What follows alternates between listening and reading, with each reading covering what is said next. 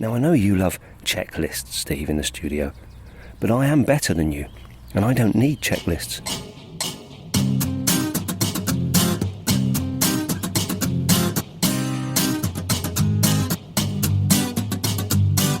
Welcome to episode 95 of Sharp Podcast, the personal growth podcast from SON Development, where we help you get better at the things you have to do so you can spend more time on the things you want to do. Wow, 95 episodes, eh? Who'd have thought back in 2016 when I first began creating this podcast that 8 years later we'd still be going and, well, not far off 100 episodes. And that's because of you. It's because of you subscribing, it's because of you downloading, and you connecting and engaging with us. So thank you for ensuring that there's a good reason for me to keep this going. Now, some of you are on our fortnightly top tips email circulation thingy. If you're not, pop over to sondevelopment.com/contact and put your email address in there, and then you will be. In this week's email that I sent out, I shared an episode of Sharp Podcast from 2017, which was all about checklists. And when I listened to it again, I thought, you know what? This is a really good episode. I'm going to reshare it as episode 95, so our new audience can listen, and if you've already heard it, maybe a re-listen could help you too. At its core, this episode was all about how checklists are perhaps more powerful than we think. They make life better for you by removing friction and reducing problems. What I really liked about making this episode was the variety and the audio production to create the soundscapes, but also I think we nailed the structure. We present the idea and then give you tangible steps that you can take. And also, I'm not sure if this is a good thing, it did also feature Steve in the field messing things up. But, as always, hopefully helping us see in reality why a checklist has more value than maybe we might give it credit for. Now, 2017 was some time ago. A few of the references are out of date, just one or two, but the key ones are still significant, and perhaps some of them even more so for 2024. I'll make sure that all the relevant links are in the show notes for this episode. So, pin back your ears and let's go back in time to episode 26 from 2017 and discover how our world could be better with checklists.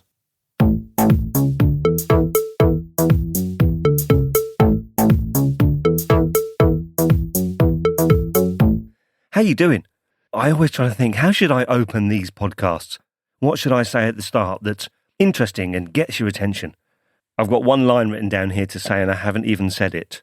I'm going to say it. Hello, welcome to episode 26. So how you doing? What have you been up to since the last episode?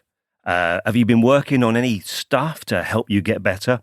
You might remember that last time we looked at positive attitudes. And if you've not heard that episode, I think it's probably one worth listening to. We explored whether having a positive attitude was always the right default position to have. And we suggested circumstances that might benefit from a more balanced approach. And if you didn't listen to it, then you should, but not now. Listen to this one first, then go back.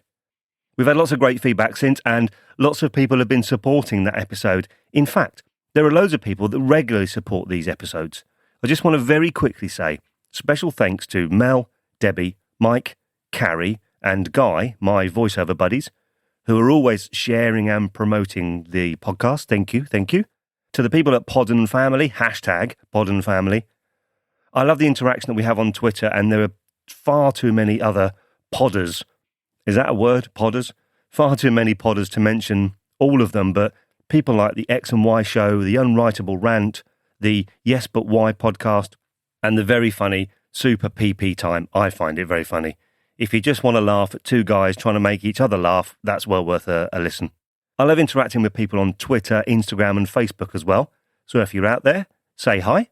Say hi back. I'm saying hi to you. Say hi back to me. And let me know who you are. Send us a tweet, a picture, or poke us on Facebook. Do they do that anymore? This episode is all about checklists. Right. So I will accept that it is not the sexiest of subjects. But I promise that if you want to get better at what you have to do, to spend more time doing what you want to do, then checklists are a pretty sharp tool to get you there. So, let's dive in. Actually, literally. So why cover checklists? They're not exactly glamorous, are they? If I'm challenging conventional wisdom on being positive, that's one thing. If I'm giving you 9 great productivity tips, that might be obvious how they can help. But checklists? Well, my friend, I would recommend you not to overlook the power of this humble little tool.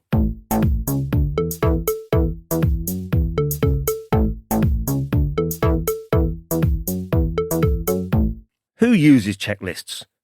Well, a quick search on Wikipedia will tell you that airline pilots use them, doctors use them, and professional divers use them. Now, those jobs, they've got a reputation, haven't they, for being, they're quite important, they're quite significant jobs. And I think that's probably because they carry a degree of risk. If you're an airline pilot and you make an error, well, people can die. And of course, the same can be said of a doctor. Professional diver, well, being underwater is not really a great place to find out that you've not checked how much oxygen is in your tank, is it? But what if you're not a doctor or a fighter pilot? Well, there is one thing that you, me, and an airline pilot have got in common. This thing weighs about 2.5 to 3 pounds, it sits in between your ears, and you're currently using it to listen to me. Now, the human brain is great at some things. It's great at working things out. It's great at finding patterns and spotting saber-toothed tigers in long grass at a medium to long distance. If it was only good at spotting them at a short distance, it's quite likely that neither you nor I would be here enjoying each other's company. But brains are not very good at remembering mundane stuff. If you need proof, I'll ask you a couple of questions.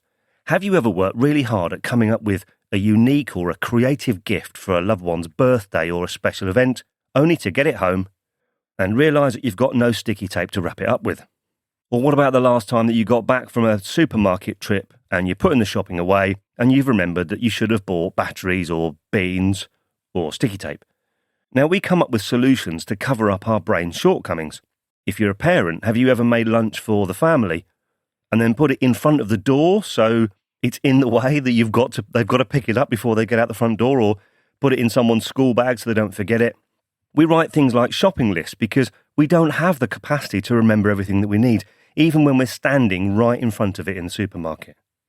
And if all else fails, you can tie a knot in your hanky. Do people have hankies anymore? So, how come the same brain that can conceive of amazing things like the Mona Lisa, the Taj Mahal, or write great works of literature can fail to remember that we need beans? Well, Psychology Today say that it's because things that have an emotion attached to them tend to stick, and we can retrieve them more easily. But whatever the reason, it's clear that when it comes to simple, mundane things, we need a little help. And whilst any individual item on a checklist might be mundane, missing one of them could be vital. On the 30th of October 1935, in an evaluation of the new Boeing 299 B-17 bomber, the aircraft was being flown by Major Ployer P. Hill and Lieutenant Donald Putt. After taxiing and taking off, the plane stalled, turned on one wing, and crashed into the tarmac. Major Hill was trapped in the wreckage. He was rescued, but he later died. And the cause of the crash? Unfamiliar with the plane, Major Hill hadn't released the elevator lock before takeoff. Eventually, what resulted was a pilot's checklist. Actually, 6 checklists were developed: before starting engines, during warm-up, before takeoff, during flight, before landing, and after landing. Now, it might seem obvious to create a checklist for something that's so important. But how do we relate that to something that's maybe got less consequence? Well, let's see what a checklist is actually doing. According to The Art of Manliness, yes, that is a real website, and yes, I do need to ask you to park judgment on their choice of name. Checklists do 4 things. Number 1, they verify that the necessary minimum gets done. So while our brains are focusing on the sexy stuff, the checklist ensures that we don't miss the stupid stuff. As we've just learned, it can be the stupid stuff that gets us into trouble if we miss it. Number 2, they free up mental RAM. So many people don't like the idea of a checklist. They feel it's constraining. But reality is the opposite. If you've got a great checklist, then you are free. I can't speak today. If you've got a great checklist, then you are free to focus on the sexy stuff, on the bits of the thing that you're doing that need your judgment and your focus. And at the same time, having a checklist stops you trying to remember not only what each step is, but also where you are in the process. Number 3, it instills discipline. Now, in the cockpit, discipline's important because you've got passengers' lives in your hands. So if discipline's important when you're doing something with severe consequences, Surely it's also important when you're doing something that's less risky. And research shows that giving someone a checklist for a task increases his or her chances of completing it. Number 4, you save time. So you may think that it adds time to do a checklist and you just want to get on with the stuff, don't you? And you're right if you're only doing something as a one-off. But with regular activities, a good checklist not only helps you get through the task quicker, but it prevents mistakes, which of course they can add a huge amount of time for you to then go and fix. After all, if you still need sellotape, other sticky products are available, you're going to have to get in the car and go back to the store and buy it. Alternatively, you could wrap that gift with gaffer tape, but I promise you it won't go down very well. There's a bloke called Atul Gawande. I hope I've pronounced your name well, sir, if you're listening. And he's a surgeon in Boston, and he's written on medicine and public health for the New Yorker and Slate. And in 2009, he wrote a book called The Checklist Manifesto. Now, this was a piece of work on how implementing checklists in medicine has saved lives. Here's Atul from the TED stage on why it's tricky to get surgeons to work on a checklist. And have a listen to see if there are similar examples here on why you might resist using one. And that brings us to skill number 3, the ability to implement this, to get colleagues across the entire chain to actually do these things. And it's been slow to spread. This is not yet our norm in surgery, let alone making checklists to go on to childbirth and other areas. There's a deep resistance because using these tools forces us to confront that we're not a system, forces us to behave with a different set of values. Just using a checklist requires you to embrace different values from ones we've had, like humility, discipline, teamwork. This is the opposite of what we were built on: independence, self-sufficiency, autonomy. That's a really interesting video, not least because the lives that they've saved as a direct result of having simple things on the surgeon's checklist are quite significant. Of course, I'll put a link to it in the show notes. And I'll also put a link to the book. So you can see that the natural qualities of surgeons, they're skillful people with expertise, it causes them to resist a checklist. You can feel like you're above it, like you don't need something so simple. But if you know how your brain works, and you know how you can forget things, and you know that you'd like to do some things with less stress or faster or more efficiently, then having a look at a checklist could be a great solution. In the next section, we'll have a look at where you can use a checklist which can really help. But first, yes, it's time. Here's this week's report. He's an idiot. Why do we even bother? Hi, Steve. It's Steve in the field here. As you know, I'm quite into photography, and I'm often out and about with my camera bag and my gear. Today, I'm out in the forest in Hampshire. It's an early morning, and I'm looking for that perfect sunrise picture. I'm being really quiet, because there's loads of wildlife around, and often you see deer or badgers and all sorts here early in the morning. Now, I know you love checklists, Steve, in the studio, but I am better than you, and I don't need checklists. You see, I always keep my camera gear bag packed, ready, so at a moment's notice I can just grab it and go. Oh, hang on a minute. What's that? Oh, what an amazing sight. A family of deer are just walking across in the distance, and they're right against the glowing sunrise. Hang on, Steve, I've got to get this. I think I'll use the 600mm telephoto. Let's just grab my camera body, swap the lenses over. Manual, I think, because of the sun. I might bracket the exposure, so I'll have to take a few shots. Okay, perfect composition, and just squeeze the shutter button. Oh, hang on, what's this? No storage space. What? Oh, damn, my SD card's full. Quick, what can I delete? No, not that one. No, I can't delete any of these either. I've not downloaded them yet. Oh, quick, they're walking off. Let me go back a few. No, That's my sister's baby. She'll kill me if I delete that one. Okay. All right, here's some test shots of a street scene. I'm not going to use them, right? Delete. Delete. Delete. Yeah, that's rubbish. I'm going to need a few spaces so I can bracket the exposure. Delete. Delete. Right, okay. Here we go. Right, let's compose. Oh, they've gone. Oh, it's too late. They've walked off.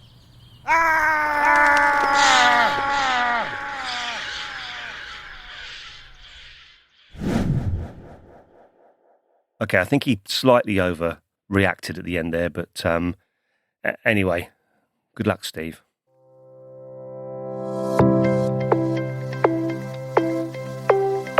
Sorry to interrupt your listening, but I just wanted to jump in with a quick message.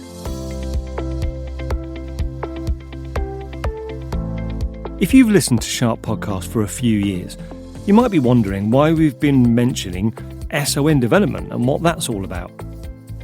Are they a sponsor? Is it a house building company? Well, no.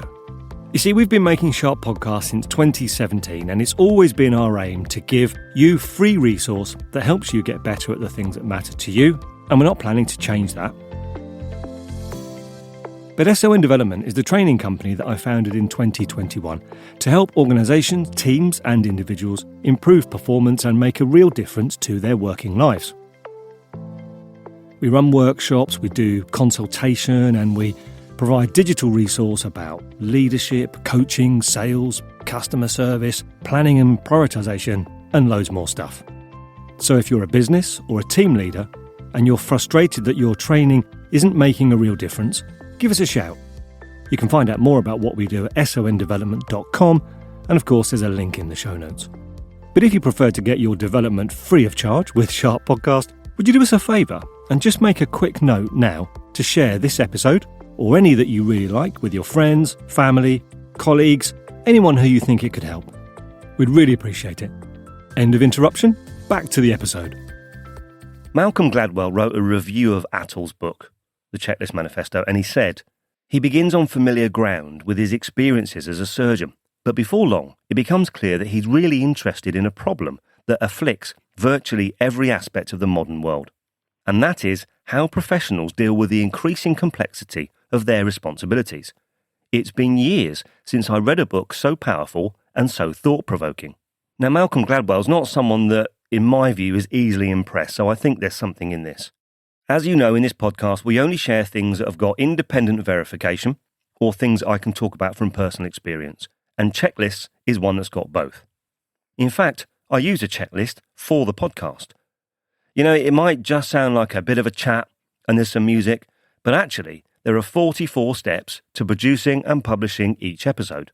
And not only does a checklist ensure that I don't miss anything, but it also helps me keep track of what bits I've done, because if I'm doing an episode over a period of time, I can get straight into it without having to waste time trying to remember where I was. Oh, and this bit is step 8, record studio work. Now, there are key steps in there, things like check that we're recording, check the batteries on the portable recorder if I'm out and about, switch the lav mic off after using it so the batteries don't run down. And these are the potential showstoppers. Your checklist can consist of just the showstoppers, the stupid things, you know, the things that if you forget, well, you end up looking stupid. Travel, this is another personal favourite. Now, sometimes I'm away with work for a night or two during the week. Now, if I'm going away, that usually means I'm up early on the day that I'm travelling, and often it comes after a late night the day before. Now, being away from home is stressful. You've got to travel somewhere, you've got to think about where you're going to eat, you've got to take stuff, and all of this over and above doing a full day's work. My travel checklist is my lifesaver. I've got a 1-night and a 2-night checklist, and I can prepare in 5 minutes flat the night before, and 5 more minutes the day of travelling with the final items. No stress, no time thinking about what I need, and no late-night excursions to find a 24-hour supermarket because I've discovered I've forgotten my toothpaste. And I'm sure we've all been there. Now, you can do this 2 ways. The first option is to just list the showstoppers, the things that you often forget. So on this list, it's my phone charger, it's the shaver, charged toothbrush, spare socks. They're all in there. But I go further and I list everything I'm taking. And that saves me time trying to work out whether I'll need a change of clothes for the evening. And it also reduces temptation to take more than I need, just in case. Now again, it sounds anal, but once it's set up, it is tick, tick, tick. And that means I can get more sleep, I don't need to fret whilst I'm trying to work, and I can arrive at my location with a minimum of fuss and settle quickly. Now, whether you want to do things faster, whether you want to do them to a higher standard, or you just want to do them with less drain on your brain, there's loads of things you can improve with a checklist. Here's a few ideas. Cleaning routines. Hit each room once, do the minimum, and get back to something more interesting. A morning checklist for your morning routine or stuff for your workday, or a kids checklist for getting everything ready to pack them off to school. You might remember the science trip letter from a previous episode. Christmas Day. Yeah? Have a list of timings or a list of actions that you want to do in the run-up to Christmas Day. If you're a photographer or a filmmaker, as opposed to being a bumbling idiot like Steve in the field, having a checklist not only for the equipment, but also for things like charged batteries or cleaning equipment or spares and so on. Holidays, now, they can be about a packing list or they can be tasks that you want to complete before you go. I was going to put cancel the milk on here, but I think I'm showing my age a bit. You get the idea. First aid kits, always needed at entirely the worst time for you to go to the shops. Entertaining, so if you're having a party, you want to enjoy it. So let the checklist take the strain and you'll be able to relax more easily. Finances, not much fun, but reminders of when the tax needs paying, the insurance needs updating and so on. Networking, so if you're meeting new people and that's important to you or your career, then following up is also really important. Why not create a checklist to prompt you to do things like connect on social media or follow up with a call, and most importantly, check in again in a few months' time, because that's the bit that most people forget. What about if you produce a blog or some sort of online content? There's plenty of stuff to think about there. Your outline, your title, the first draft, revisions, imagery.